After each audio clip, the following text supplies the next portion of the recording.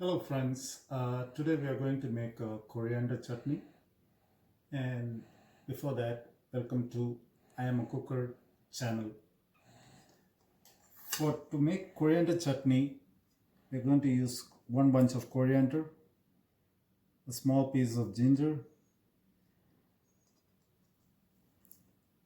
this much of onions, 3 chilies, 3 teaspoons of cashew nut, salt to taste, and water.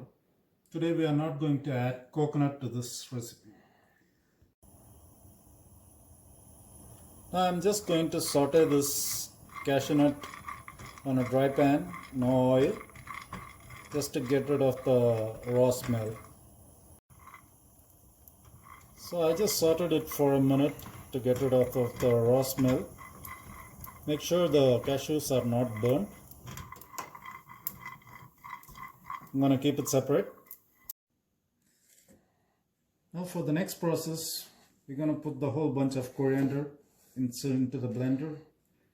Add the piece of ginger, 3 pieces of chili, a little bit of onions, and to this we're going to add the roasted cashew nut.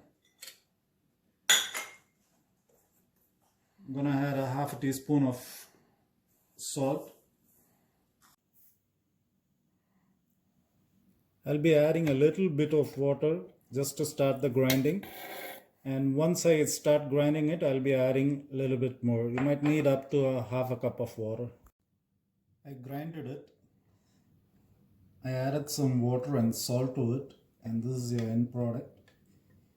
You can use this to put as a spread in between your bread, for upmas, for idli, dosa, and it is a yummy recipe. Thank you.